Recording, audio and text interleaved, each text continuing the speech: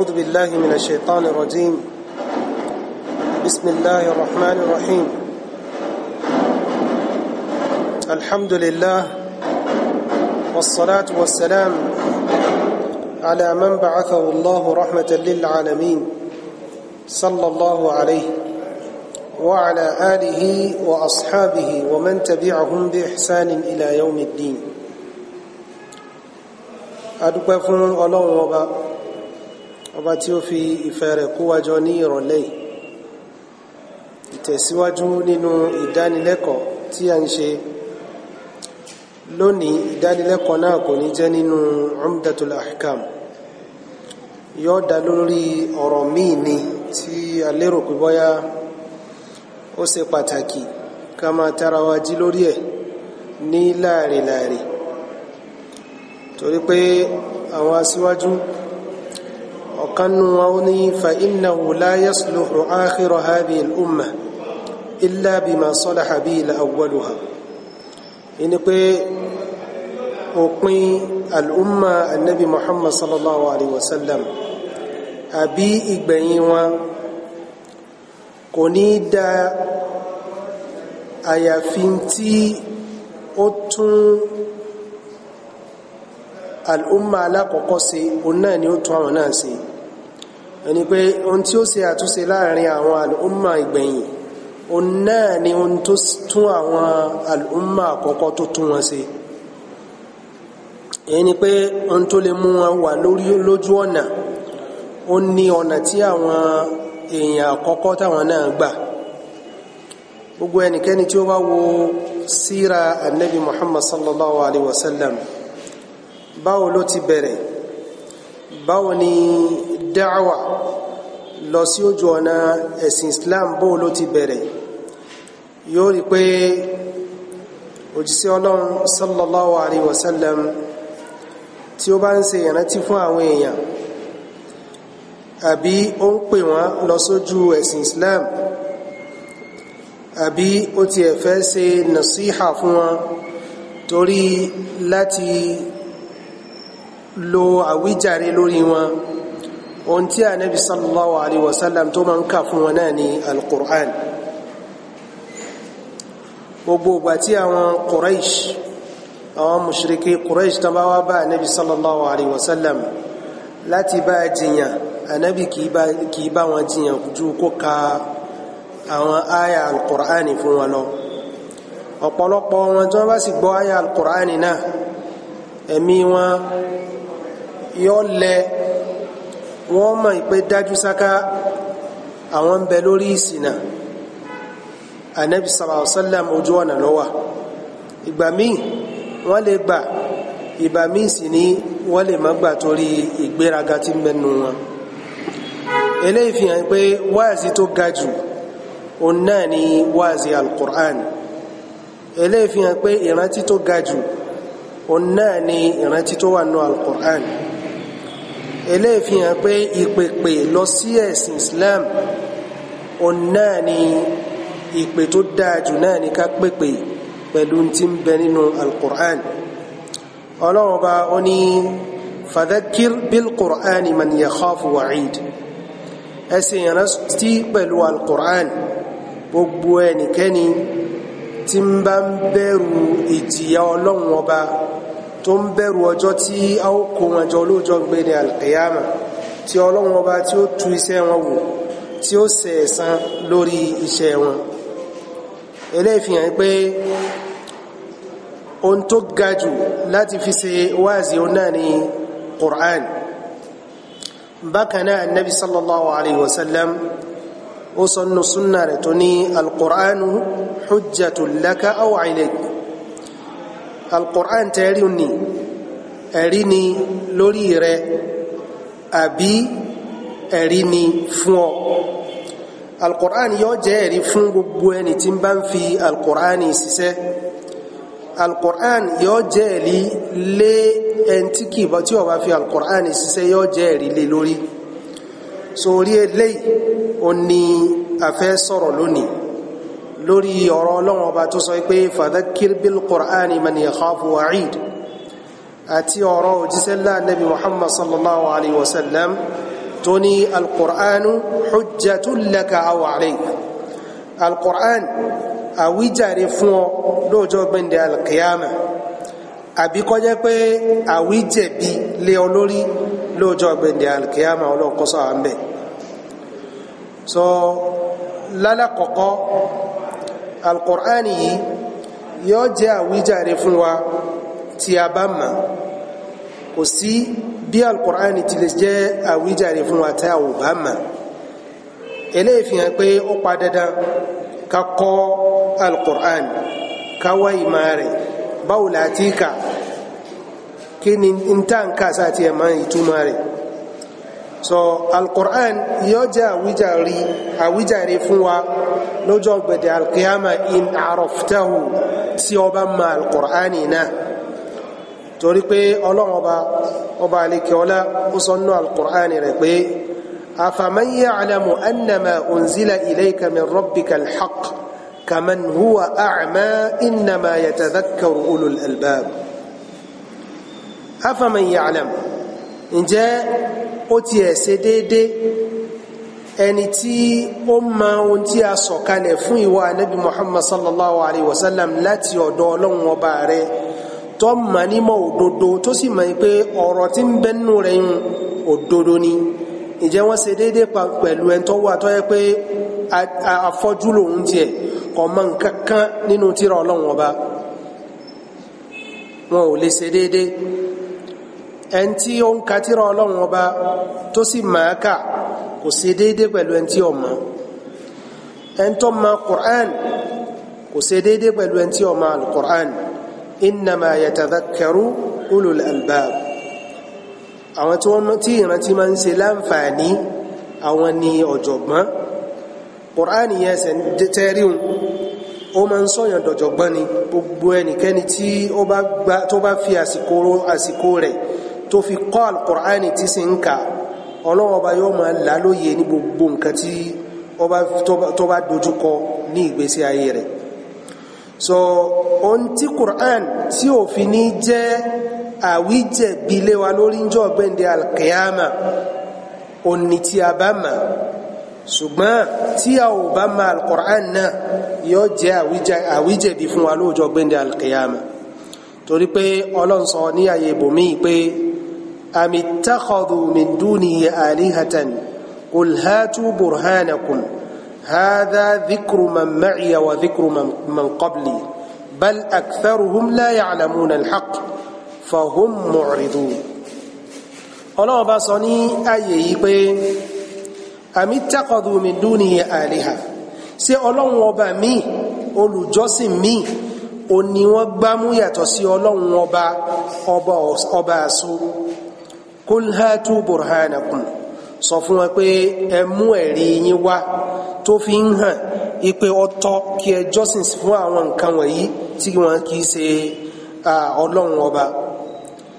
Ọlọ́run á ní hadha dhikru man ma'iya wa dhikru man qabli eléyìí ni wáàzí àwọn tí wọ́n wà pẹ̀lú mi àti àwọn tí wọ́n rí kọjá síwájú mi al-Qur'an yìí ó ní ìrántí fún wọn Ọlọ́run sọ pé Ànábì sallallahu alaihi wasallam Ọlọ́run sọ pé qul hatu burhanakum ẹ mẹ́rin yín wá tẹ́ẹ̀bà wá ní ẹ mọ̀ pé hadha dhikru man ma'iya wa dhikru man qabli eléyìí ni ìrántí àwọn tí wọ́n wà pẹ̀lú mi òun náà sì ni ìrántí àwọn tí wọ́n rí kọjá síwájú mi èyí ni pé al-Qur'an bal aktharuhum la ya'lamuna al-haqq fahum mu'ridun ọ̀pọ̀lọpọ̀ wọn ma kí ní jẹ́ òdodo ìdínú tí wọ́n fi ń ṣe àgbẹ́rùgbọ́n rí sí Ọlọ́run ọba eléyìí fi hàn pé gbogbo ẹni tí kò bá mọ̀ al-Qur'an lọ́jọ́ gbẹ̀ndẹ̀ al-qiyama al-Qur'an yẹn yóò jẹ́ àwíjẹ̀bi fún torí pé ó ń gbọ́ táwọn èèyàn ń kà kọ̀kọ́ bẹ́ẹ̀ sì ni òun máa kà bákanáà al-Qur'an hujjatu laka in hafiztahu al-Qur'an yóò jẹ́ àwíjàre fún ọ lọ́jọ́ gbẹ̀ndẹ̀ al-qiyama tí ó bá há al-Qur'an náà bó ti wùlẹ̀ ọmọ tí ó bá há al-Qur'an bó ti wùlẹ̀ ọmọ kéèyàn ha sórí kéèyàn gbìyànjú kó há tí ọlọ́run ọba bá fún ní agbára àti há sí orí èyún yóò jẹ́ àwíjàre fún lọ́jọ́ gbẹ̀ndẹ̀ alqiyama torí pé ọlọ́run ní bal huwa ayatun bayyinatun fi suduri alladhina utul ilma ìpé alqur'ani tẹ̀ríun ó ní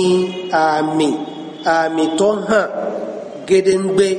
nínú ọkàn àwọn tí a fún ní ìmọ̀ so alqur'ani yẹn yóò jẹ́ àwíjàre fún wa tí a bá lè máa kà tí a sì fi ń ṣe iṣẹ́ sí torí pé ọ̀pọ̀ wa lónìí alqur'ani ibi tá a gbé sí ó ti kú eruku mélòó nínú wa tó yẹ pé ọ̀wọ́n táǹkà nínú ìrun òun náà ni alqur'ani táǹkà ẹlòmíì láti ramadan sí ramadan ni ẹlòmíì nínú ramadan gan kò sí tọ́kan pẹ̀lú alqur'ani so eléyìí ìfàsẹ́yìn gbáà ni fún gbogbo ẹni tó bá ń sọ pé múmìnì lòun àbí mùsùlùmí lòun láti sọ alkùránì sẹ́yìn láì wò láì kà láì mọ̀ láì fi ṣiṣẹ́ sí so alkùránì yóò jẹ́ àwíjàre fún gbogbo ẹni tó bá kà tó sì rọra ha tí ọlọ́run ọba tó fún ní àṣẹ àti ha torí pé ọlọ́run ní alkùránì tẹ́ríun àmì tó hàn nínú ọkàn àwọn tí wọ́n ní ìmọ̀ èyí ni pé àwọn tí wọ́n wá ìmọ̀ lórí alkùrán tí wọ́n sì ń ka alkùrán náà so eléyìí ó kó wa ní ọkùndùn ká gbìyànjú láti máa ka alkùrán ní gbogbo ìgbà bẹ́ẹ̀ sì ni ká gbìyànjú bó ti wulẹ̀ ọmọ nínú alkùrán ká ní portion èyí tá a ha tá a sì ń ṣe revision lórí ẹ̀ ẹgbàwọ́ ọkùnrin kan wá láti ọ̀dọ̀ Zayd ibn Thabit ipe òun gbọ́ tí Ànábì sallallahu alayhi wa sallam tó ń sọ ipe naddara Allahu imra'an sami'a minna hadithan fahafidhahu hatta yuballighahu farubba hamilin fiqh ila man huwa afqahu min wa rubba hamil fiqhin laysa bifaqih Ànábì sallallahu alayhi wa sallam ó ní ìmọ̀lẹ̀ kó máa tàn fún gbogbo ẹnikẹ́ni tí ó bá gbọ́ ọ̀rọ̀ mi hadith láti ọ̀dọ̀ Ànábì sallallahu alayhi wa sallam àkọ́kọ́ nú ẹ̀ náà ni alqur'an àkọ́kọ́ nú ẹ̀ ni alqur'an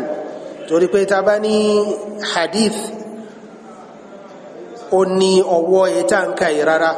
torí pé ohun tí Ànábì sallallahu alayhi wa sallam tó máa fi ń sọ̀rọ̀ jù ó náà ni alqur'an so alámbìní ẹnikẹ́ni tí ó bá gbọ́ ọ̀rọ̀ mi nínú tí mo kà nínú alkùránì àti àwọn ọ̀rọ̀ mi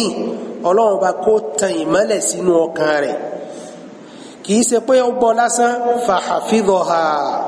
ọha èyí ni pé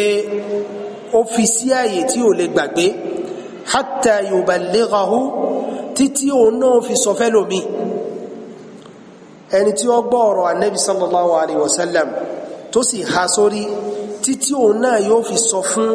ẹlòmíì pé báyìí báyìí ló ń gbọ́ nípa Ànábì Muhammad sallallahu alayhi wa sallam farubba hamilin fiqh ila man huwa afqahu min torí pé ìgbà míì ọ̀rọ̀ tẹ́ ríun ẹni tó gbọ́rọ̀ ó lè má gbàgbọ́ yọ̀rọ̀ bí ẹni tá a sọ ọ̀rọ̀ fún ẹlòmíì kò sí bí wọ́n ti sọ̀rọ̀ ṣùgbọ́n tí ó bá gbọ́rọ̀ yun yóò gbọ́ àgbọ́ yọ̀rọ̀ yun ju ẹni tó gbọ́rọ̀ náà lọ so eléyìí yóò ṣe ìrànlọ́wọ́ fún ẹ̀sìn Islam yóò sì ṣe ìrànlọ́wọ́ fún gbogbo àlùmọ̀ pátá torí pé ká gbọ́ ká dáalé oní máa ń pa ìmọ̀ tá a bá fi sí sírì oní kìí tàn ìdínú tí Ànábì sallallahu alaihi wasallam tó fi ní ọlọ́run ọba kò ní gba ìmọ̀ nínú ọkàn al'umma Ànábì Muhammad sallallahu alaihi wasallam bí ta fankan ṣùgbọ́n ọ̀nà tí ó máa gbà yọ ìmọ̀ kúrò láàrin wọn ni pé ikú àwọn àfà ikú àwọn onímímọ̀ tí onímímọ̀ kan bá ti kú àní rẹ̀ tí ó rọ̀pò rẹ̀ so yóò sì kú pẹ̀lú ìmọ̀ rẹ̀ èyí tí ó ṣàǹfààní péré ó ní èyí tó bá fi mọ àwọn èèyàn ìdínú tó fi jẹ́ pé ó ṣe pàtàkì gbógun tí ulẹ̀ ọ yẹ bó ti wulẹ̀ ọmọ ntí a bá mà nínú ẹ̀sìn Islam ká fi ma ẹlòmíì torí pé anabi sallallahu alaihi wasallam ní ìmọ́lẹ̀ kó tàn sínú ọkàn ẹni tí ó bá gbọ́ ọ̀rọ̀ mi tó sì gbọ́ yéké tó fi sí ààyè tí ò ní gbàgbé tó wá sọ fẹ́lòmíì torí pé ẹlòmíì tí ó sọ fún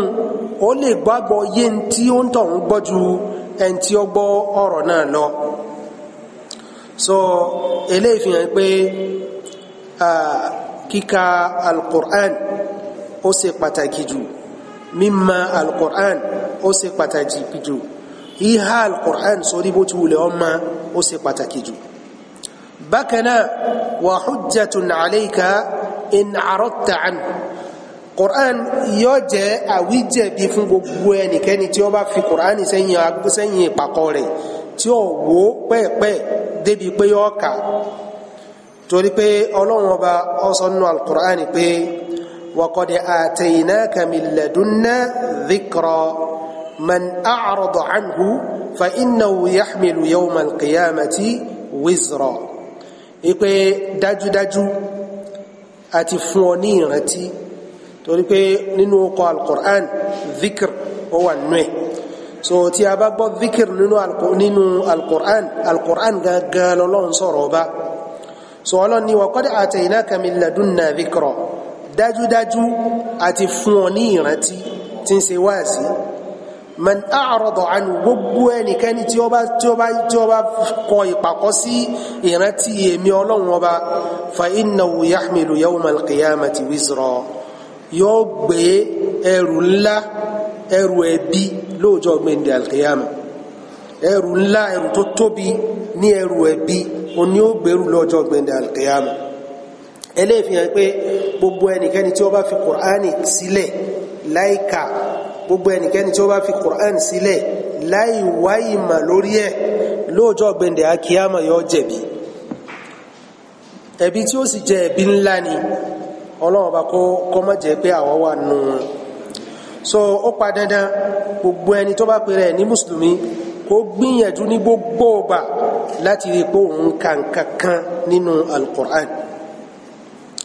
bákanáà al-Qur'an hujjatun laka in qara'tahu al-Qur'an yóò jẹ́ àwíjàre fún ọ lọ́jọ́ gbẹ̀ndẹ̀ al-qiyama tí ó bá ń kà torí pé Ọlọ́run ní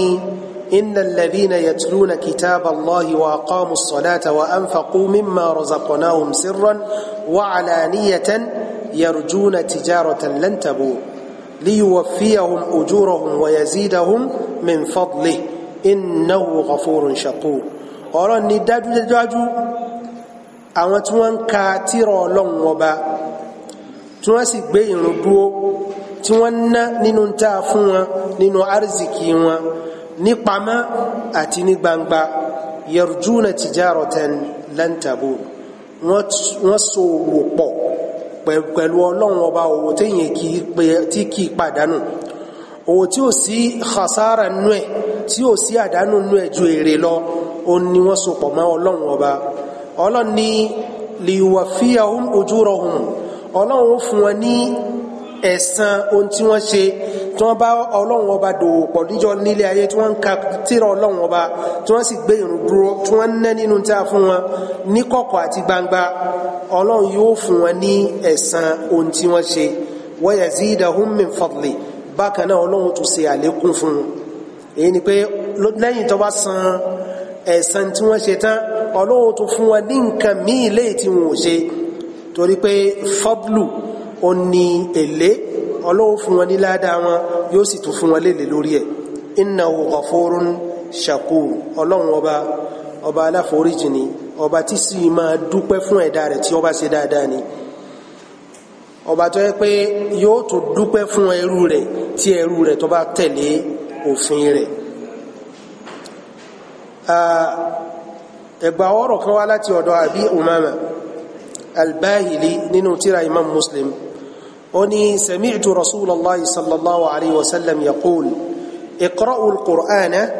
فإنه يأتي يوم القيامة شفيعا لأصحابه اقرأ القرآن كما كان بوبا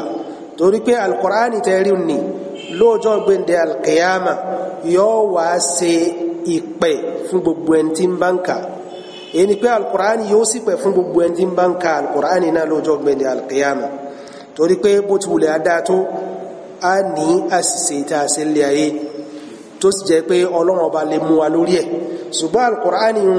yóò wá ṣìpẹ̀ fún ẹni tí ń bá ń kà lẹ́yìn ìpè anabi muhammad sallallahu alayhi wa sallam tí ó ṣe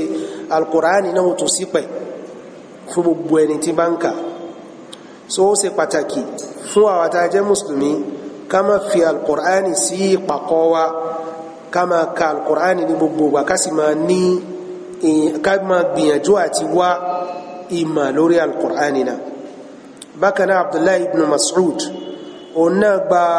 ẹgbàwọ́rọ̀ kan wá láti ọ̀dọ̀ anabi muhammad sallallahu alayhi wa sallam anabi sallallahu alayhi wa sallam sọ wípé man qara'a harfan fi kitabillah falahu bihi hasanatun gbogbo ẹnikẹ́ni tó bá ka harafi kan péré nínú tírà ọlọ́run ọba ọlọ́run fún ní ẹ̀san 10 gbogbo ẹnikẹ́ni tí ó bá ka harafi kan péré nínú tírà ọlọ́run ọba yóò fún ní ẹ̀san 10 wal hasanatu bi 10 amthaliha torí gbogbo iṣẹ́ rere ẹyọ kan ládá 10 la máa fi ń san fún gbogbo ẹni tó bá ṣe anabi wa sọ pé la aqulu alif lam mim harfun mi ò sọ pé kíkà tẹ́ ń wí tó bá ka bí alif lam mim èyí ni harafi anabi ní bẹ́ẹ̀ kọ́ alif lam mim ọwọ́ kálímà yun harafi 3 ni tó bá ní alhamdu ọwọ́ kálímà yun harafi 5 ni lillahi ọwọ́ kálímà yun harafi 4 ni mélòó ló jẹ́ ẹ̀rí pé harafi náà ti ń pọ̀ lọ́wọ́ fatiha nìkan arafi mélòó ló wà nú ẹ̀ ládáwò mélòó lẹ́yìn orí lẹ́ẹ̀mẹ́wàá so a ó rí pé ọ̀pọ̀lọpọ̀ àwọn tá a máa ń ṣe lóde òní a fi ń pàdánù àwọn iṣẹ́ eré tó lè ṣe wá láǹfààní jọ gbẹ̀ndẹ̀ alqiyama ni ìṣẹ́jú mélòó lẹ́yìn ó lò láti fi ka fatiha ìṣẹ́jú mélòó lẹ́yìn ó lò láti fi ka qul huwallah àbí qul a'udhu birabbin nas àbí qul a'udhu birabbil falaq àbí àwọn súra kéékèèké yìí a sì lè jókòó áwà 3-4 ká máa wo fídíò ẹ ò rí àdánù tí a pa ní gbogbo àsìkò rùn kó tẹ̀ wá jẹ́ pé nínú áwà tá a fi wo fídíò ká tẹ̀ wá mú 10 nínú ẹ̀ ìṣẹ́jú 10 péré àbí 20 ìṣẹ́jú ká fi ka alukur'ani èèyàn mọ́rú ládá tí ó rí ládá náà pọ̀ torí pé èyàn ò lè ka harafin tí ó kà ní àsìkò yun harafi tó pọ̀ ni so a ó rí pé ọ̀pọ̀lọpọ̀ àwọn tí ń bẹ lóde òní ọ̀pọ̀lọpọ̀ àwọn nǹkan tí ń ṣe wa mọ́ oore tó pọ̀ tá a rí gbà níjọ́ gbẹ̀ndẹ̀ alkiyama ni so anabi ni òun ọ̀sọ́ pé harafi tó ń wí o harafi alif lam mim harafi kan ni ó ní alifun harfun a harfu ni la harfu ni mi la harfu ni so eléyìí fi hàn pé alqur'an ó ní àpọ́nlé ó sì ní oore ju gbogbo nǹkan tí èèyàn lè gbámú ipò òun ṣe lọ ilé ayé náà bákan náà ẹ̀bọ̀ ọ̀rọ̀ mi wá láti ọ̀dọ̀ abdullahi ibn amru ipe anabi sallallahu alaihi wasallam ó ní yuqalu li sahibi alqur'an iqra'u wartaqi warattil kama kunta turattil fi dunya fa inna manzilaka 'inda akhiri ayati taqra'uha a máa sọ fún ẹni tí ń ka alukur'ani lóòjọ́ gbẹ̀ndẹ̀ alkiyama kò sẹ́ni tó nírú ìgbéga yun a máa sọ pé lónìí ìwọ tún láṣẹ àti ka alukur'ani tó bá fẹ́ ka kọ́ ọmọ rattil ẹni pé kọ́ ọmọ ká kó tún máa dára sí gẹ́gẹ́ bó ti ń kà ń lé ayé ibùgbé rẹ àbí ipò rẹ ó ní àyà ìkẹyìn tọ́ọ̀ka so eléyìí fi hàn pé ẹni tí ń ka alkùránì lọ́jọ́ gbẹ̀ndẹ̀ alkiyama ó tún ní ìgbéga kan tí tọ́lọ́wọ́ bá ó ṣe fún torí pé a tún ní ìwọ tún láṣẹ láti máa ka alkùránì níbi tí èèyàn ò ti rójú rí ọmọ rẹ̀ tí ò ti rí rójú rí ìyàwó tí ò ti rójú rí bàbá àbí màmá ṣùgbọ́n òun ó rojú àti ka alukur'an so a ó rí pé ìfọ̀kànbalẹ̀ wà fún kò sí fẹ́ lòmí torí pé eléwo ní òròjú àti ibò ń fẹ́ kankan lóòjọ́ gbẹ̀ndẹ̀ alkiyama nínú àwọn wàhálà tó wà ń bẹ̀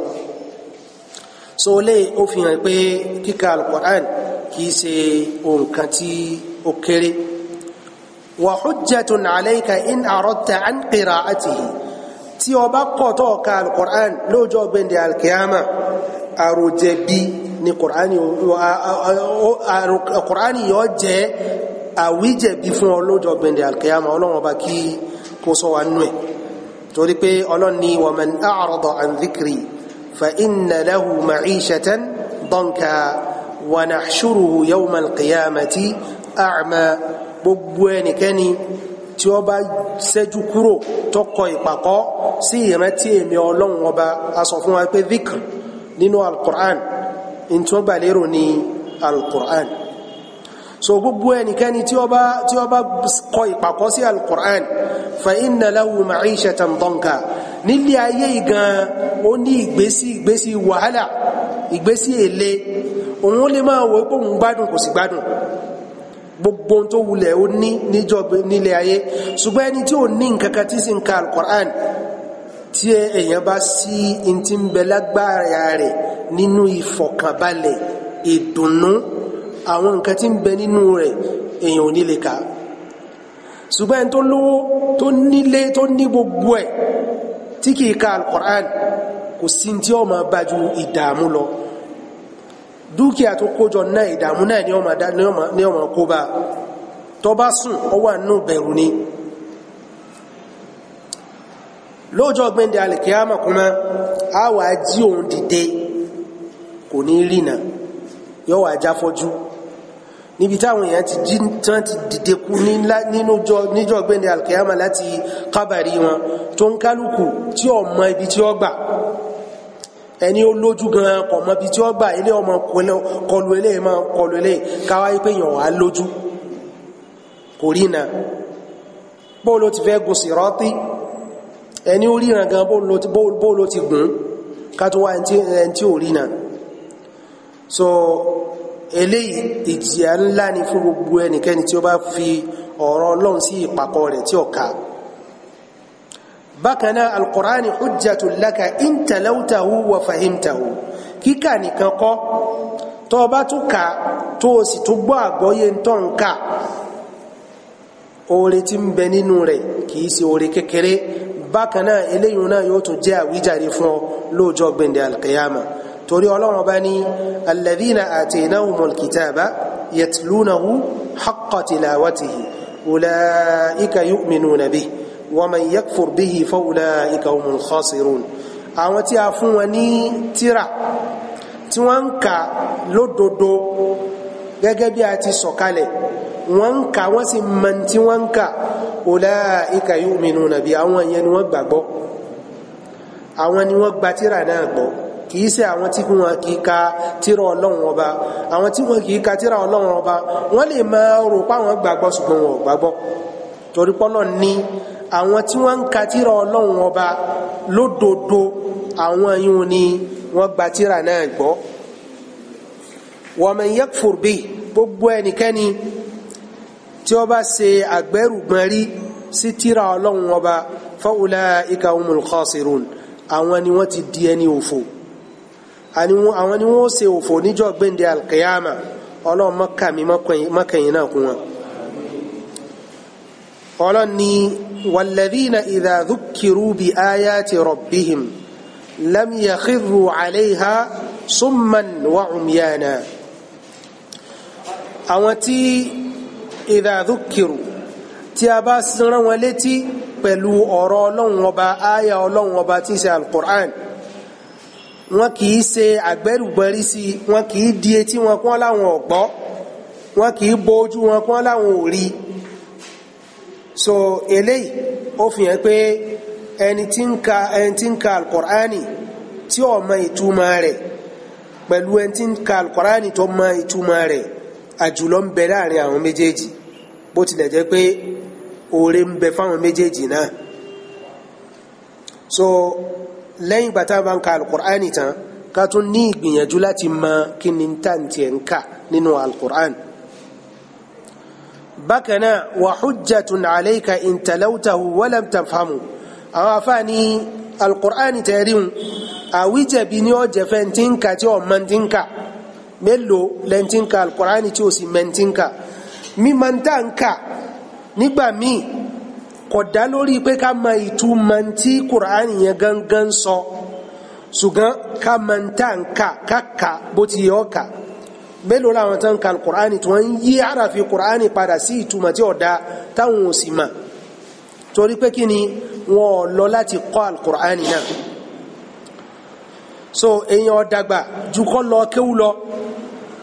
ṣùgbọ́n téèyàn bá wá wò pé òun dàgbà jù kóhun kéwú lọ ọlọ́run sì ní wo àgbà rẹ̀ lọ́jọ́ gbẹ̀ndẹ̀ àkíyàmà láti jẹ́yà so ó pa dandan kí a gbìyànjú láti wá ìmọ̀ báwo ni a ṣe máa ka alqur'an tí a bá ní agbára ká tún gbìyànjú àti mọ̀ kí ni tá ń ka nínú alqur'an torí pé anabi ọlọ́run ọba alẹ́kọ̀ọ́lọ́ ní wa minhum ummiyun la ya'lamuna alkitaba illa amani wa inhum illa yadhunnun ipe nínú wọn aláìmọ̀kan pọ̀ nínú wọn la ya'lamuna alkitaba wọn ma tírà ọlọ́run ọba wọn ma ká wọn sì ma tí wọn ká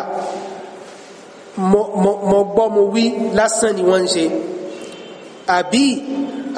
àbá lásán ni wọ́n ń dá ẹlòmíì yóò máa sọ̀rọ̀ ọlọ́run ọba pẹ̀lú àbá dídá kò mọ tí ń kà nígbàtí wọ́n bá lóhun mú ẹ̀rí wá ó lè máa mú ẹ̀rí míì wá tí ọjọ́ mọ́ ẹni tí ń sọ̀rọ̀ lórí rẹ̀ torí pé ẹni tí ń fẹ́ oníkáwọn èèyàn ó ṣe Allahu Akbar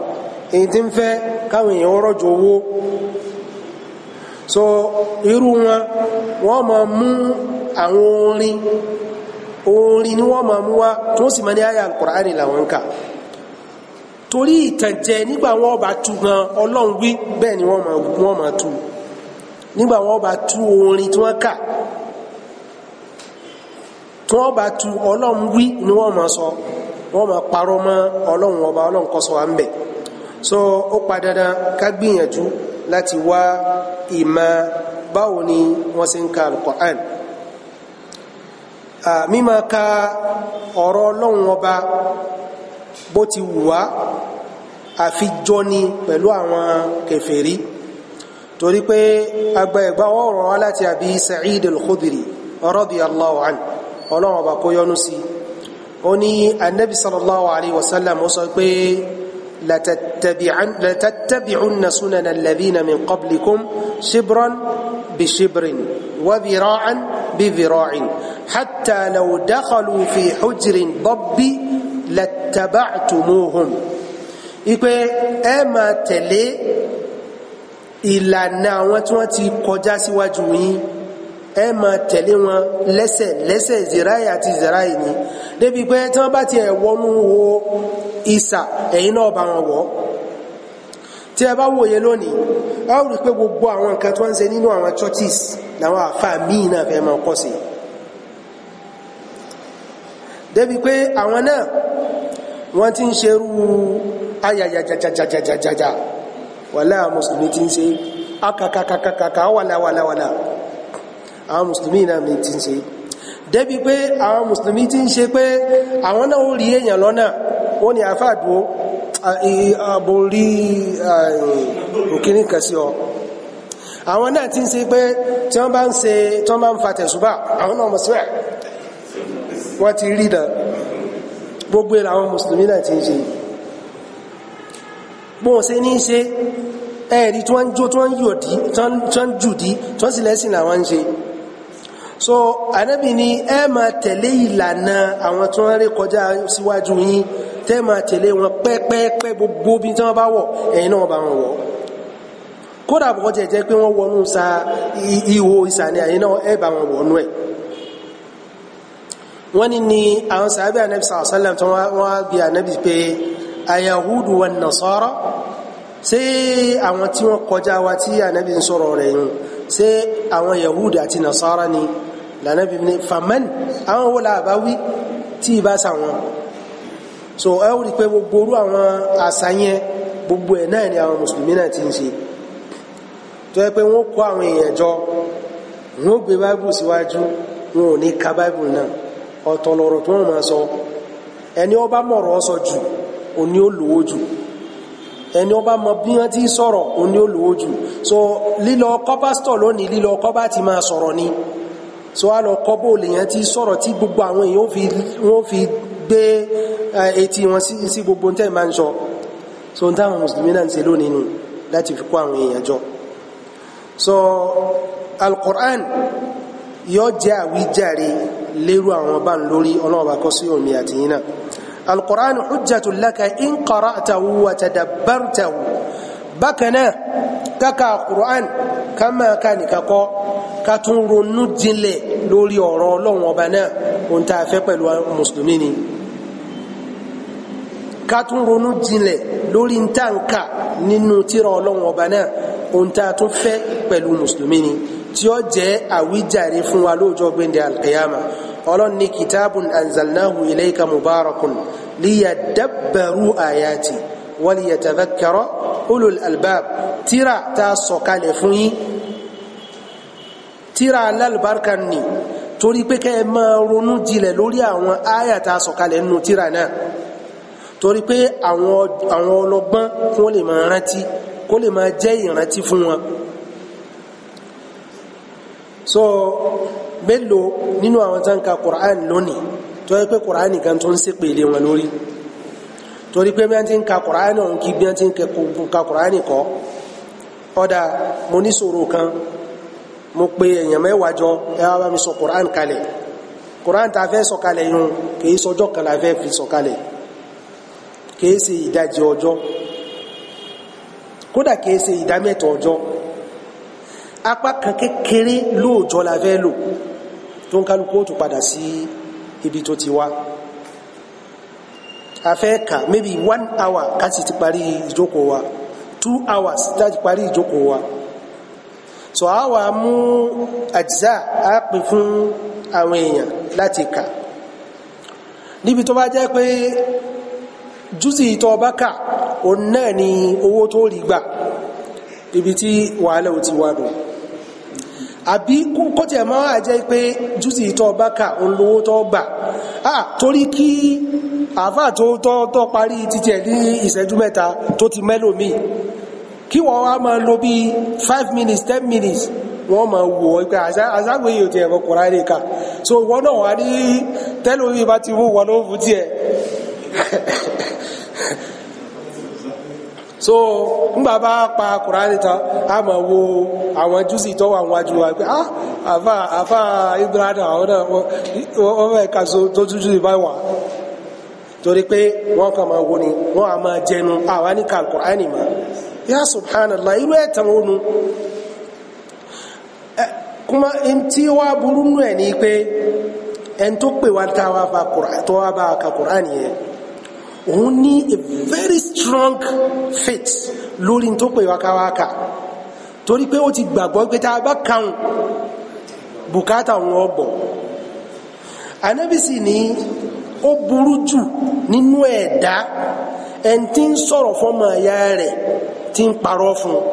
tọ́mọ ẹ̀yà rẹ̀ sì rò pé tí ń sọ fún irọ́ ní òótọ́ ní sọ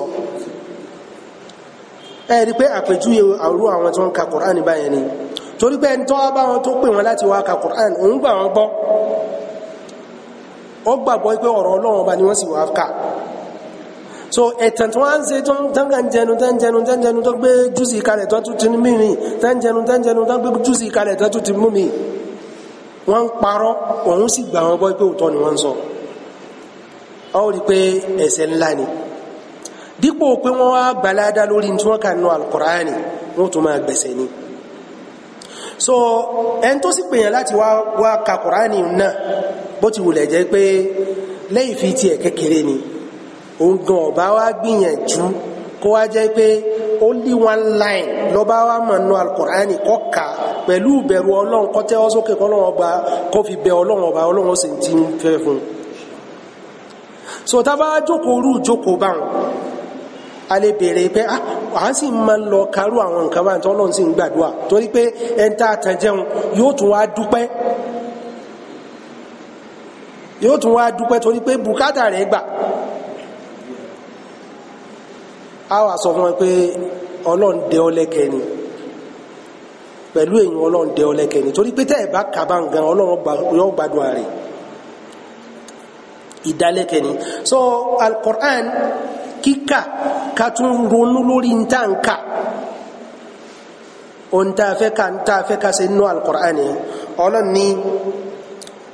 afala yatadabbaruna al-Qur'an tí wọn ò ní ronú jinlẹ̀ kún wòye sí al-Qur'an walau kana min indi ghayri Allahi lawajadu fi ikhtilafan kathira ìbá pé tíra yẹn wá látọ̀dọ̀ ẹlòmíì ní tí kìí sọ náà wọn ò bá rí dídè tuntun nú ẹ̀ káde ká tu àwa náà láde àwa náà látú ohun tá a sọ tí ń dé ohun tá a sọ náà ni ó tún máa tú so kò sí nú ọ̀rọ̀ al-Qur'an bet tá a bá wá ronú jinlẹ̀ lórí al-Qur'an yẹn bó láti fẹ́ mọ̀ a lè mọ̀ so Qur'an yẹn kàkà ká ronú jinlẹ̀ ká ṣe tadabburi rẹ̀ ohun tá a fẹ́ nù ẹnikẹ́ni tí ń bá ń ka al-Qur'an tó ń ṣe tadabburu al-Qur'an Qur'an yẹn yóò jẹ́ àwíjàre fún lọ́jọ́ gbẹ̀ndẹ̀ al-Qiyama gbogbo ẹnikẹ́ni tí ń ka al-Qur'an tí ń kànkà tí ń kígbe lásán tí ń hó Qur'an yẹn àwíjẹ̀bi ni ó jẹ́ fún lọ́jọ́ gbẹ̀ndẹ̀ al-Qiyama ọlọ́ọ̀bà kò sọ àwọn náà al-Qur'an hujjatun laka in quriya alayka wa ansatta bákan náà ìwọ́lẹ̀ Mẹ́kà kọ́ máa gbọ́ ìwọ́n náà sì tún ní ládẹ́ tí ń kà irú tíra wo ló ní ìgbéga báyìí kò sí so al-Qur'an yìí àwíjàre ni ó jẹ́ fún gbogbo ẹnikẹ́ni tó tẹ́tí sí tí wọ́n ń kà kódà bí ó bá kà gbogbo ẹnikẹ́ni tó tẹ́tí sí tí wọ́n kà kódà bí ó bá kà torí pé Ọlọ́run pàṣẹ pé wa idha quri'a al-Qur'anu fastami'u lahu wa ansitu la'allakum turhamun ìpé tí wọ́n bá ń ka al-Qur'an ẹ̀dẹ̀ tí sí tí wọ́n ń ka ní al-Qur'an ẹ̀dà ilẹ̀ ẹ̀mọ́ sọ̀rọ̀ torí pé tẹ́ ẹ bá ṣe bẹ́ẹ̀ Ọlọ́run ọba ó sí ọkẹyìn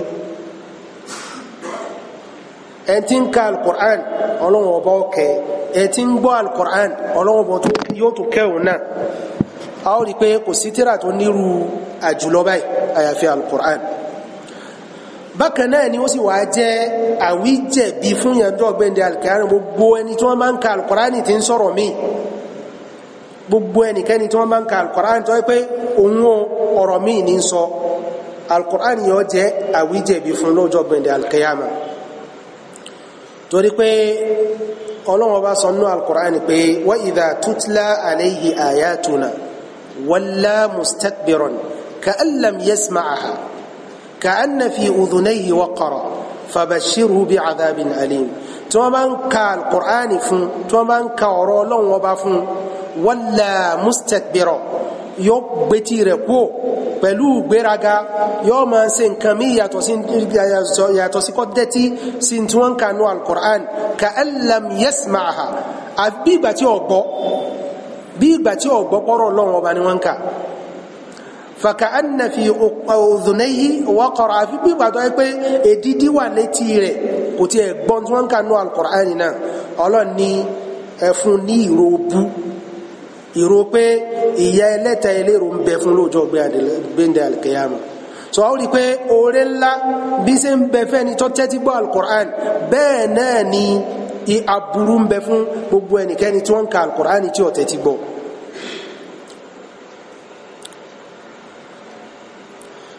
ètò wá ṣe pàtàkì jù pàbàmbárí rẹ̀ al-Qur'ani hujjatun laka in amilta bihi al-Qur'an àwíjàre ni ó jẹ́ fún ọlọ́jọ́ gbà kìyàmà tí ó bá fi al-Qur'ani ṣiṣẹ́ torí pé gbòǹgbò ìntà gbàlérò pẹ̀lú al-Qur'an náà ní ká fi ṣiṣẹ́ kìí ṣe kíkà nìkan ṣoṣo ìfiṣiṣẹ́ ṣeun gan ni ohun tó tóbi jù ọlọ́ni qul aminu bihi aw la tu'minu bihi innal ladhina utul ilma min qablihi idha yutla alayhim yakhruna lil adqani sujjada wa yaquluna subhana rabbina in kana wa'du rabbina la maf'ula wa yakhruna lil adhqani yabkuna wa yaziduhum khushu'a àwọn ipe Qur'ani tẹ́ríun ẹgbàgbọ́ àwọn tá a fún ní ìmọ̀ síwájú yín tí wọ́n bá ń ka al-Qur'ani fún wọn yakhruna lil adhqanihim sujjada wọ́n dọ̀bálẹ̀ pẹ̀lú ọwọ́ wọn àti ìgbọ̀n wọn àtẹsẹ̀ wọn wọ́n máa ṣe sùjádà fún Ọlọ́run ọba wọ́n a máa sọ pé subhana rabbuna mímọ́ fún Ọlọ́run ọba wa in kana wa'du rabbina la maf'ula torí pé alkawari Ọlọ́run ọba ohun ṣíṣe ni èyí pé gbogbo alkawari Ọlọ́run ọba ṣíṣe ni ọjà sí wọ́n bẹ̀rẹ̀ wọ́n máa ṣe sùjádà fún Ọlọ́run ọba yabkun wọ́n máa sunkún wa yaziduhum khushu'a Qur'ani yìí yóò tó wá máa ṣe àlékún ìpayà Ọlọ́run ọba tí ń bẹ nínú ọkàn wọn àwọn mélòó láti sunkún lópa ń pa Qur'ani nígbàtà ti wà mélòó nínú wa lómi ti bọ́ lójú wa ipa ń kalọ̀ al-Qur'an ṣùgbọ́n Ọlọ́run ní àwọn kan wà nínú àwọn tí wọ́n rí kọjá wa kìí sàwọn ni wọ́n ń kà yutla alayhim wọ́n ń kà fún wọn ni kíkà tó ń kà fún wọn wọ́n máa sáré láti mú iṣẹ́ ṣe pẹ̀lú ẹ̀ ìdínú tó ń fi bẹ̀rẹ̀ tó ń fi ń ṣe sùjádà sọ́lọ́run tó ń fi ń ṣe àfọ̀mọ́ Ọlọ́run ọba bákan náà wọ́n tún máa sunkún omi ó máa jáde nínú ojú wọn mélòó wa la ń ka al-Qur'ani tó mi ń jáde lójú wa a ó rí pé ọ̀pọ̀ wa ti jìnà sí tírà Ọlọ́run ọba Ọlọ́run ní wa mina al-layli fatahajjad bihi nafilatan laka asa an yab'athaka rabbuka maqaman mahmuda lálẹ́ ẹ ṣe tahajjudi pẹ̀lú al-Qur'an wọ́n nígbà mi Ànábì sallallahu alayhi wa sallam ayẹ yọkan ló fi máa ń ṣe tahajjudi so ìwọ ní ìsìn o ní àwíjàre kankan pé bóyá nítorí pé ọ̀há Qur'an ìwọ ní ṣe tahajjudi àwọn àfáàtàn bá hákéwú àwọn nìkan náà ṣe tahajjudi ọmọ Suratul Mulki ni ìzájá ọmọ tàbátí àdáàbọ̀ ọmọ Qul huwallahu àbí Qul a'udhu bi rabbin nas lọ́mọ èyí ṣe tó pé ilé ọwọ́ ìtọ́ ọmọ yìí kó dìde lóru kọ́ ọmọ fi kọ́ ọmọ ká kó tó máa ká kó tó máa ká kọ́ ọ̀ka nígbà ìmọye nínú rákà kan kó tó ṣe rùkú rẹ̀ kò sí tó burú nù ẹ̀ Ànábì sallam tí a sọ al-Qur'ani ọ̀hún gan fún ayẹ ẹyọ kan gbà mí yóò máa kà yóò tún máa tún kà yóò máa tún kà títí ilé ó fi má gbogbo al-Qur'ani ọ̀hún náà lọ́lọ́run bá ti kó sínú agbárí rẹ̀ tó ń ti bẹ́ẹ̀ náà ẹyọ kan ni ó gbà mú gbà mí tí ó máa kà kíkà tí ń kẹyọ kan yóò máa ṣe tàdábùrí tí ń kà ní yóò máa ṣe tàdábùrí tí ń kà ní so eléyìí fi hàn pé àwa tá a ha al-Qur'an a ní àwíjàre kankan tá a wípé àwa ní excuse torí pàwọ̀ ha Qur'an àwọn àfáàtàn ha Qur'an àwọn nìkan wọ́n lè ṣe tahajjud النواس ابن سمعان قال سمعت النبي صلى الله عليه وسلم يقول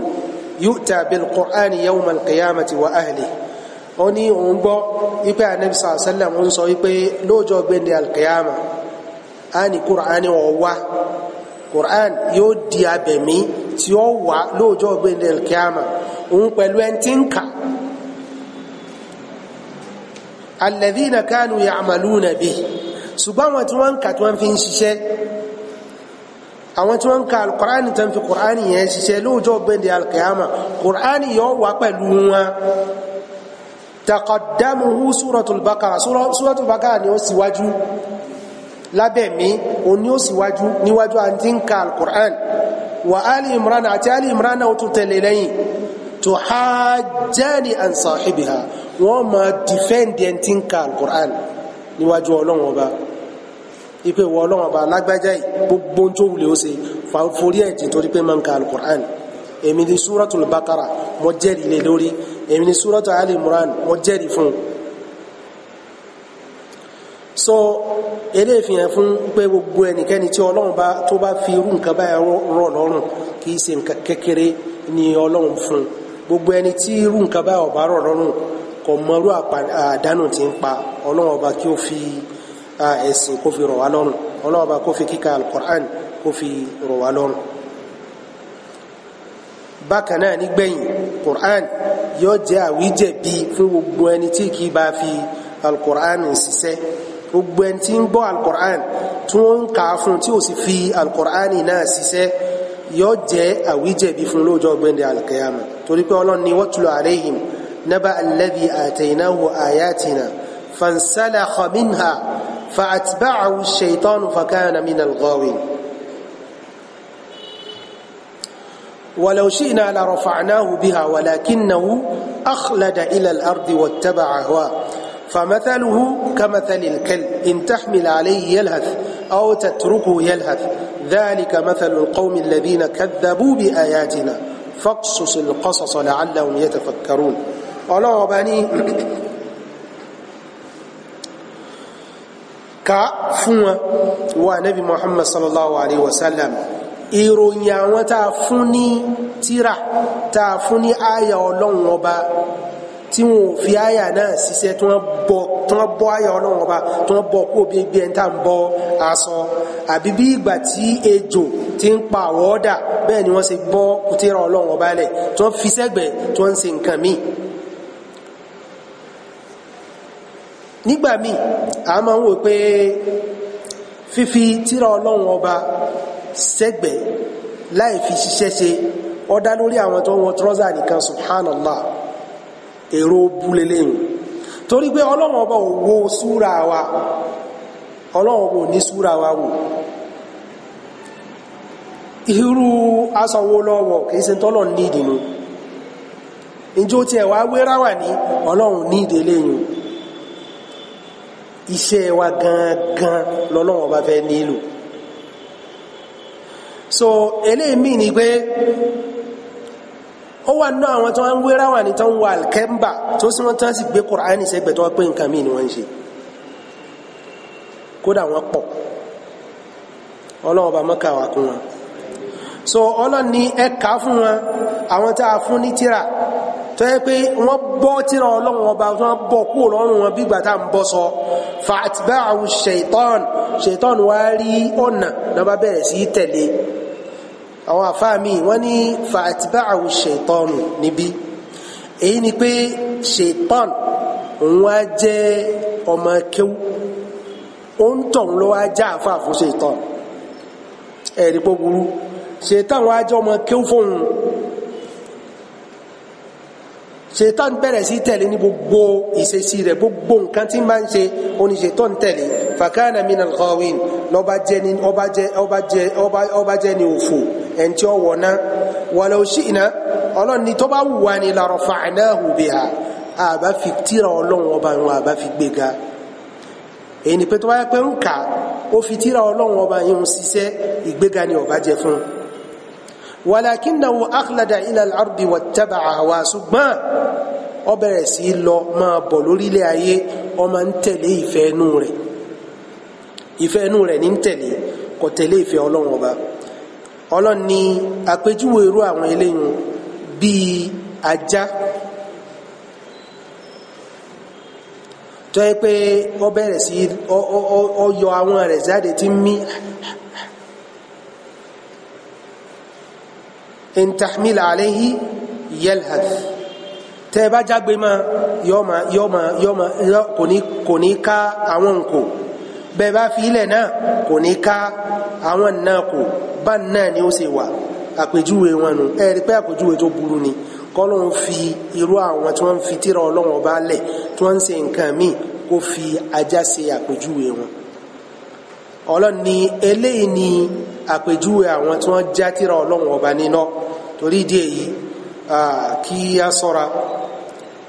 ká bẹ̀rẹ̀ látòní láti rí pé gbogbo ìgbà bó ti wùlẹ̀ ọmọ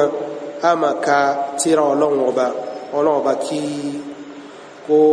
kó fi rọ̀ wá lọ́rùn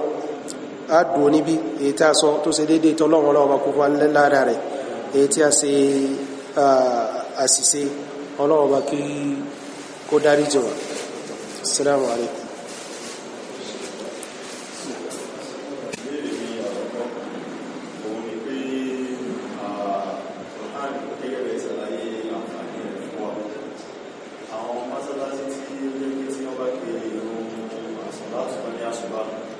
máa ń lé ìwádìí fún gbogbo àdúgbò tí ó yẹ kí gbà tuntun ìsinmi kan ní ó wà ní ìlú àdúgbò rẹ̀ ojú kí ní ìṣẹ̀lẹ̀ àdúgbò ní pé Quran tí a tún lè lórí fóònù tí ń lè lọ bí alẹ́ lọ́ka wọlé fún pẹ̀lú ká máa lọ ká sì máa wọlé. Ok, àkọ́kọ́ gbígbé gbohùngbohùn sí mọ́sálásí láti máa lo alukur'an gbogbo ẹ̀ náà ó wà nù àwọn àdádá kéékèèké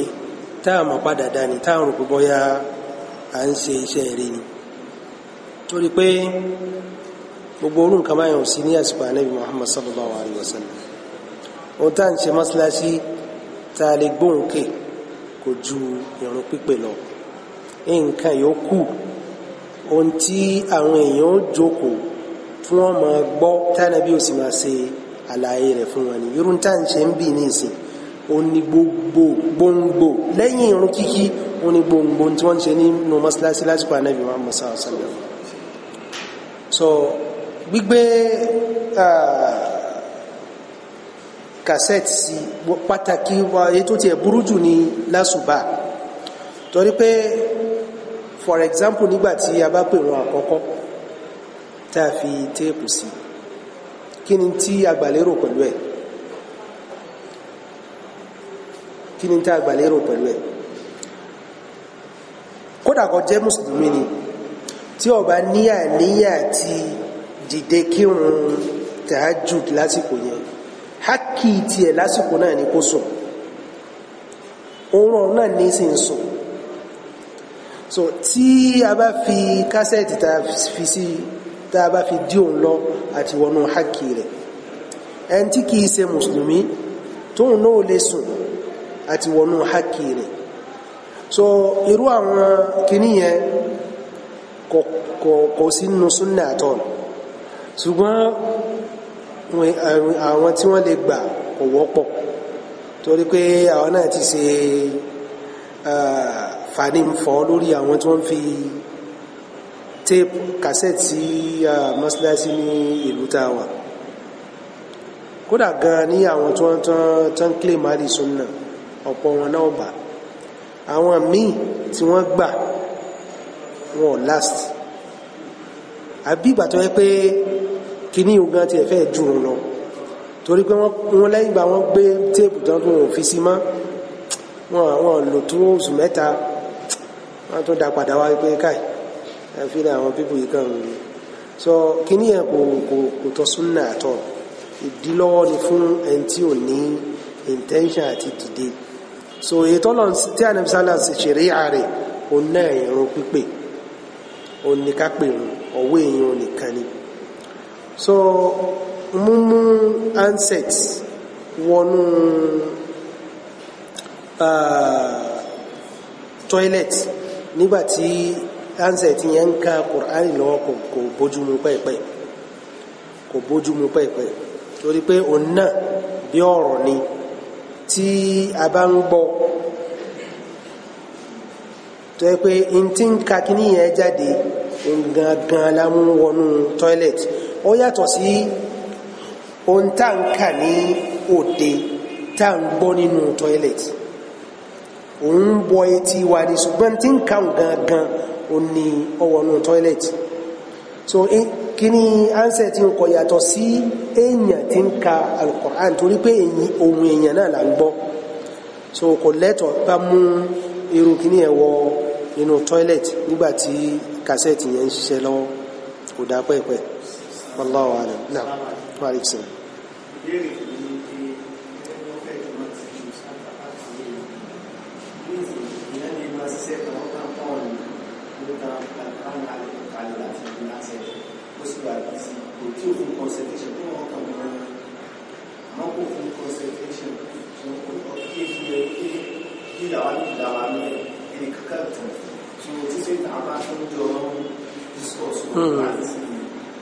kò dá tó dáa jù náà ní ká pa Al-Qur'ani lásìkò náà torí pé kò yàtọ̀ wọ́n ń ka Al-Qur'ani náà jáde ni so n tó sì jẹ́ ọ̀ràn yẹn lórí wa ń gbà náà kò ní ká tẹ́tí gbọ́ ẹni tí ń ṣiṣẹ́ tó wà bízì tí ọgbọ́n tí Al-Qur'ani ń kà is better kó kúkú kó pa lásìkò yẹn so lásìkò tó bá wà less busy tó fẹ́ gbọ́ Al-Qur'ani torí pé gbígbọ́ lásán kọ́ gbígbọ́ àti ká fún létí ká sì fún ní àǹkàlí wa ó ní tí a gbàlérò ní fún gbígbọ́ so it's better ká kúkú pa Al-Qur'ani ńgbà bá ṣiṣẹ́ tán tá a ṣiṣẹ́ míì àlewà tán Al-Qur'ani and then nígbà tí a bá tán tá à ń gbọ́ tẹ́nìyàn bá dé torí àti sọ nǹkan mi is better ká kúkú stop ẹ̀ nígbàtí ó ń tọ́ ń bá lọ tán ká tún wá tán torí pé a máa sọ̀rọ̀ Kùránì ó sì ń ka wọ́n ń ka Kùránì lọ kò dá Allahu a'lam wa alaykum salam.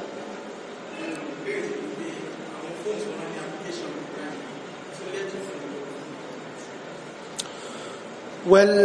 Allahu a'lam àwọn afáàní kò sí ẹni tó burú nù ẹ̀ torí pé kìíní yẹn kìí ṣe ara so a lè mú fóònù dání nìsín gbogbo tó bá wulẹ̀ ó wà nù ẹ̀ ká ní Kùránì ni fóònù náà láàpẹ̀ so kìíní yẹn sì ní kìí ṣe ara kò ní ṣiṣẹ́ àfìgbàtà bá tàn so wíwá tàn nínú tọ́ílẹ̀tì òní tó burú ṣùgbọ́n tó bá wà ń pípa kò sáburú nù ẹ̀ wallahu a'lam.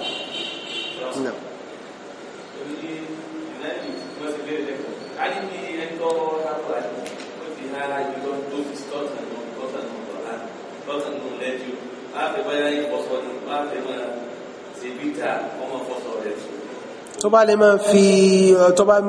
lè máa gbọ́ tí ó máa fi òye sí Al-Qur'ani náà tí ò ní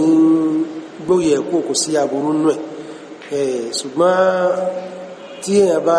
Ọlọ́run ní àfún èèyàn ní ọkàn méjì ọkàn náà la fún èèyàn so automatically ní téèyàn bá ti ń ṣe nǹkan míì tó need the sense so ó láti jẹ́ pé ti sáìdì eléyìn ó láti yìn jẹ so kò sí bá ṣe lè fún nǹkan méjì ní attention kò wà possible wa alaykum salam wọ́n ní Yorùbá ní ọ̀kan là á fi ilẹ̀ gbọ́kan ká súfèé ká tó sókun sí lóye ẹ̀kan náà á rí pé kò lè wà possible it's better ká kúkú ṣiṣẹ́ tán gbàdá wá ṣiṣẹ́ tán ká gbọ́ Al-Qur'an nígbò gan tí tọ́ ha yẹn gan kí ní ẹ̀wọ̀n lè ṣàǹfààní fún dàbí ìgbà tí ò bá ṣe nǹkan kan tí ń gbọ́ ìgbà ni ó ṣẹ̀ṣẹ̀ jẹ́ revision fún náà Allahu a'lam náà.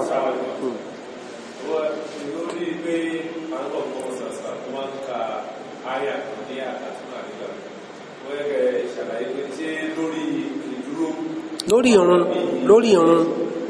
ìrun lórí ìdúró yóò máa kà tó bá ti kà tó pẹ́ yóò ṣe rùkú so yóò ṣe sujud yóò tún dìde yóò tún máa kà yóò tún máa kà yóò tún máa kà náà alaykum salaam.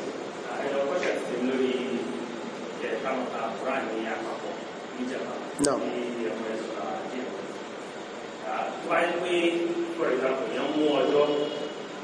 lókè o gúúpù wa o bóyá ní oṣooṣù àbọ̀sẹ̀ọ̀sẹ̀ a máa lọ láti ilé kan sí ilé kan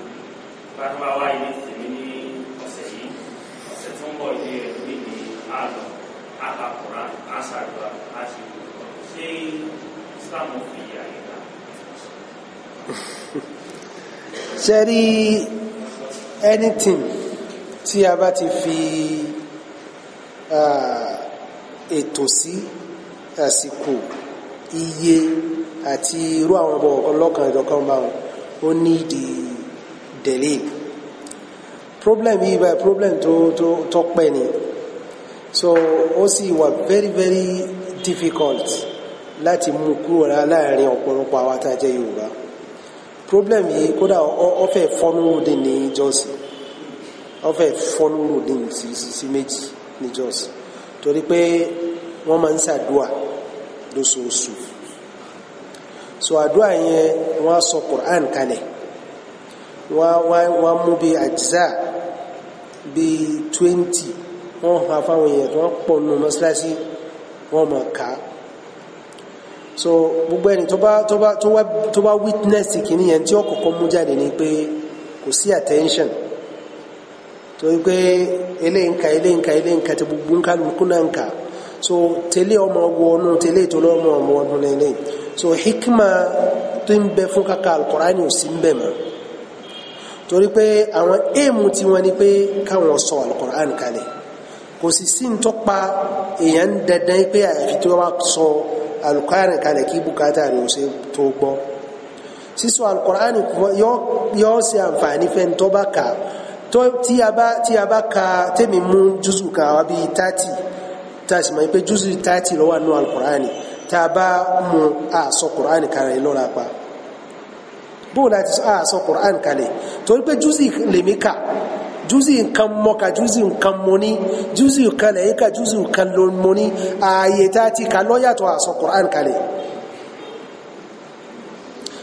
àsọ Qur'ani kalẹ̀ tí a bá ń kà táwọn yòókù bá ń gbọ́ táwọn yòókù bá ń gbọ́ àwa kà láti bẹ̀rẹ̀ dópin asọ Qur'an kalẹ̀ ẹn tó ka sọ Qur'an ẹ ti ń gbọ́ náà gbọ́ Qur'an odidi ṣùgbọ́n tá a pín mara wa lọ́wọ́ tẹ́lẹ̀ mú jùsù kan tẹ́lẹ̀ mú jùsù kan tẹ́lẹ̀ mú yíṣù kan yíṣù kọ̀ọ̀kan láàkà àkà Qur'an odidi tó ní pé akaka ayé ọ̀tọ̀ọ̀tọ̀ ní bẹ̀t kìí ṣe pé báyá Qur'an òdìdí láka so kìíní yẹn is better kọ́ yẹ pé aim and objective tí a tó ń bẹ fún kàkà Qur'an kó wà nú ẹ̀ ó ní ìfarabalẹ̀ àti títẹ̀tí gbọ́ ẹni tí ń kà kó náà kà pẹ̀lú tadabbur alal aqal kọ́ kà pẹ̀lú tajwid irú yẹn dẹ̀ ní kèésì ọ̀fẹ́ kù so àwọn nǹkan míì wà tó yẹ pé in tí ọ̀rọ̀ pò rẹ̀ tó dáa jù òun ló sì yízi jù ń tà ń ṣe lọ èyí tí ọ̀rọ̀ pò ẹ̀ òun ló dáa jù ló tún yízi jù ń tà ń ṣe lọ tá a bá péjọ torí pé à ń ṣe ẹgbẹ́ torí àǹfààní ara wọn kó fi máa jẹ́ pé gbogbo ìjókòó wa á ní relation pẹ̀lú Ọlọ́run ọba kò sáburú nù ẹ̀ kàkà Al-Qur'an kíkà Al-Qur'ani tá a wà kàn ká má pan dandan pé àfi tá a bá sọ Al-Qur'ani kalẹ̀ ká sì má pan dandan pé àfi ìzù kan la bá kà á sàkà Al-Qur'ani jókòó wa torí pé kí ni ká lè ní àṣepọ̀ mọ́ Ọlọ́run níbi tá a ti jókòó yẹn kó wá jẹ́ pé ọ̀kan nù wa ni ọ̀kà àwọn wà máa gbọ́ ìfúngà tá a bá rí nù wa tọ́mọ túmọ̀ tí wọ́n ń kà a lè dá tí wọ́n ń kà kùdó ká sàlàyé tí wọ́n ń kà yàn ká tuntun máa kà lọ nígbà wọn bá ń ka àyà kan tẹ́nìkan wá gbọ́ ààyè kan tó gbọ́ yé wọn ni a fẹ́ do àyà tá a fà kà yìí nǹkan báyìí nígbà lérò àǹfààní báyìí ní bẹ́ẹ̀ sẹ́rí lẹ́yìn oore tó wà ń bẹ ọ̀pọ̀ ju èyí tá a kójọ tá a kàn ń kàtà ní àǹkàkínní lọ so gbogbo àsìkò tá a fi ń sọ ìtumọ̀ rẹ̀ gbogbo àsìkò tá a fi ń kàn gbogbo ẹ̀ pátá a wà pẹ̀lú Ọlọ́run ọba ni so that is more better so àkọ́kọ́ ni pé ìṣe ìjọ kìí ṣe tó burú tí a bá ti ní common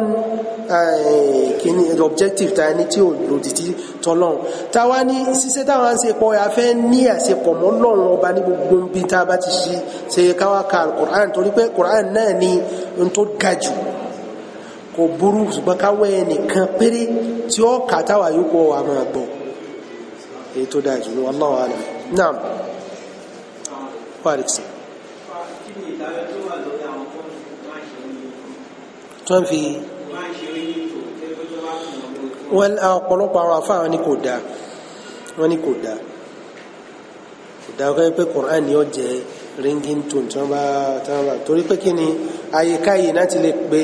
èèyàn wọ́n lè pèèyàn láyè tó pé kò yẹ kí ó wà kí wọ́n kákàkà Qur'an ń bẹ̀ so yóò di pé Qur'an ringing ń bẹ̀ a lè wà ló kódà bọ́ jẹ́ pé inú òun la wà ẹni tí ó bá pa ánsẹ̀tẹ̀ tí Qur'an bẹ̀rẹ̀ sí ká táwọn ìmáàmù sí ń ka tiẹ̀ kódà kọ́ pé àti ẹ̀ǹka àwọn ń kéwò ní sírì ni tó ti bẹ́ẹ̀ náà wọ́n ti distract àǹkàlì wa kúrò níbi ohun tá à ń ṣe so it's better kọ́ pé n tá bá fi ṣe ríngin tó kọ́ mọ́ jẹ́ al-Qur'an Allahu alam.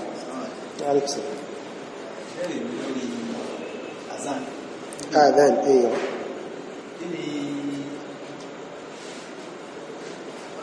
pípẹ́ wà àkọ́kọ́ àwọn kan máa ń pe àsìlá àwọn kan máa ń pe ní pípé lọ́lọ́tọ̀ súnà. Well, bó tilẹ̀ jẹ́ pé ìbéèrè yìí lórí ìdánilẹ́kùn ni ọba ti jáde ṣùgbọ́n ìdí méjì mẹ́ta kò jẹ́ kí a lè ṣe kìníyàn bet ní kúkúrú in tó fa ìyapa inú yìí kò jí láfàbí hadith yẹn pé ij'aluhu fi adhanika al-ula fi sínú ìpèrún rẹ̀ àkọ́kọ́ àwọn afáàmì ní ìpèrún àkọ́kọ́ tí wọ́n kún tán gbà lérò yẹn ó ní adhan ìpèrún tá a máa ń pè ní lóru ẹni pé bí irú ètò máa ń pè ní aago mẹ́rin kìí ṣe tá a máa ń pè nígbà tí àsìkò bá wọlé àwọn afáàmì ní àkọ́kọ́ tí sí kejì tí wọ́n mí ní bẹ́ẹ̀ ni adhan àti iqama torí pé adhan wọ́n ń pè ní adhan iqama náà wọ́n ń pè ní adhan so fi sínú ìpèrún rẹ̀ àkọ́kọ́ níta Ànábì gbà lérò ni pé ìpèrún tá a máa ń pè tí àsìkò òun bá wọlé torí pé èyí tá a ń pè ní àrùn kìí sàsìkò òun ni bẹ́ẹ̀ sì ni kìí ṣèrun la pè fún àpè fún un àbí ńgbà tá a bá pèrún ní aago mẹ́rin níta ń sọ ní pé káwọn èèyàn wá mọ́sálásí ká kírun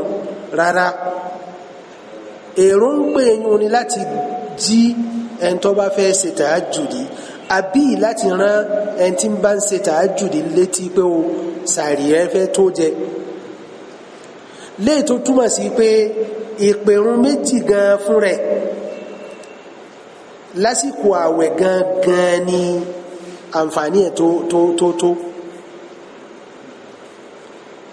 so àìmọ̀kan débi pé ẹlòmí nígbàtí alfajiri bá ti yọ̀n tí wọn ò ti pẹta lákọ̀ọ́kọ́ wọ́n wà kú wá pèrún lẹ́ẹ̀mejì so kò sí bùkátà fún eléyìn mọ́ torí pé tẹ́lẹ̀ dáàmọ́ tí yìnyín kìí ṣe ìrun pípè ní bí irú tẹ̀m̀bí ní láti fi tàyànyànjì lórí nǹkankan ṣùgbọ́n ìta pè nígbàtí àsìkò òun wọlé òun gangan ní ìpèrún so níbi tí ìyàpẹ̀ ẹnu ti wá nìyẹn táwọn míì fi ń sọ pé àdánì ula yẹn ò ní tí wọ́n ń pè ní alẹ́ àwọn afáàn míì ní àdánì ula yẹn ò ní tí wọ́n ń pè nígbà tí alfajiri bá yọ wallahu a'lam. Naam, assalamu alaikum wa rahmatullah.